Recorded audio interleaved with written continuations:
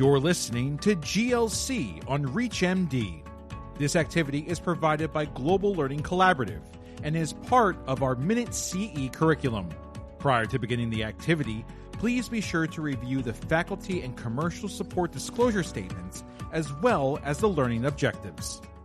Hi, I'm Dr. David Rubin from the University of Chicago, and here with me today is Dr. Michael Dolinger from the NYU School of Medicine. We're going to talk today a little bit about anti-TNF therapies, which continue to play a central role in managing Crohn's disease with high-risk features, as well as patients with ulcerative colitis. Having said that, their use still requires some thoughtful positioning, and although we have many other new therapies, there are some patients in whom an anti-TNF strategy is still the right choice as a first-line therapy. So, Mike, why don't you share with us some of your thoughts and perspective and wisdom about when you consider using anti-TNF as a first-line therapy in this modern age? Thank you. When I think about anti-TNF therapy, when someone comes into the clinic, the first question I ask myself, and when going through their records, is do they need anti-TNF therapy? What I mean by that is, are they someone who there's data that clearly indicates that first-line anti-TNF therapy is the most likely option that's going to treat their specific inflammatory bowel disease? But I also think it's often never the wrong choice unless there's certain comorbidities or risk factors, malignancy. We can talk about those things when you have moderate to severe disease. We often focus on positioning therapies and choosing, but if you're in the community, it's often not the wrong choice to choose infliximab. And it's a safe bet when someone has moderate to severe, either Crohn's disease or ulcerative colitis. But who I really focus in, who needs this, is I think about perianal Crohn's disease. First-line treatment for perianal Crohn's disease, involvement with abscesses, fistula, inflamed skin tags, to me, should always be infliximab as the first line. And then I think about proximal small bowel disease. I'm thinking about extensive small bowel, moderate to severe disease, and that leads to, in pediatrics, growth abnormalities.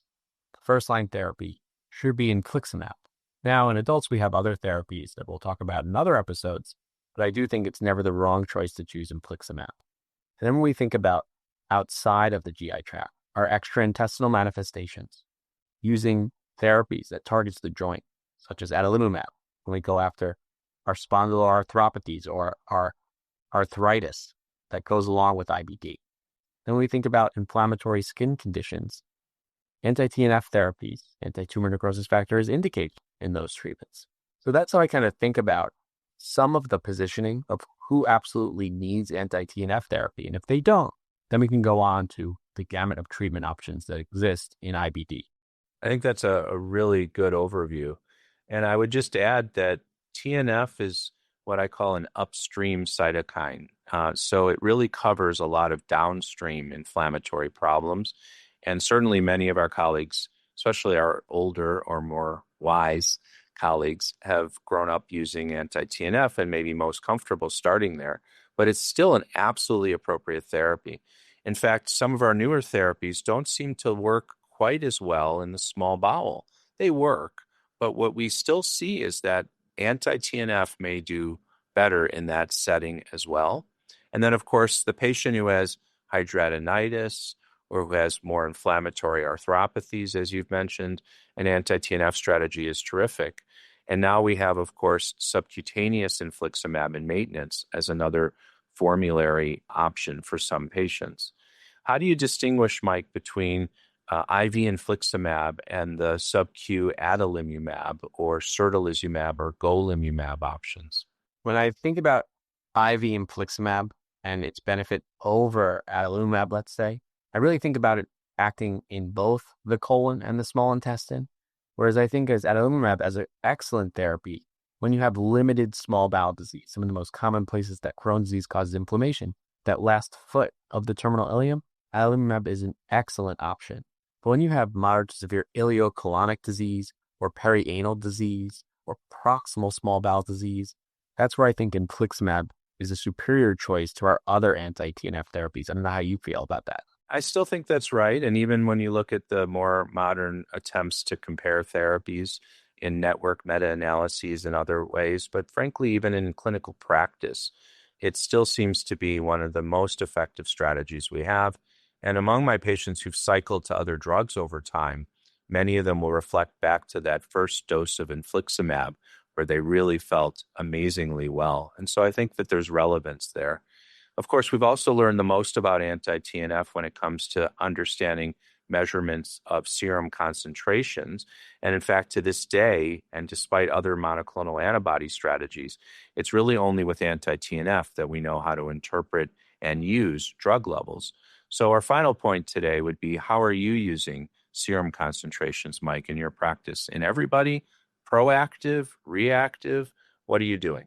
My practice is to use it in everybody in a proactive manner during induction, because I think it's critical to get the dosing right of anti-TNF therapies during induction, either for infliximab at that third or fourth dose trough is critical, and for adalimumab at that week 4 level.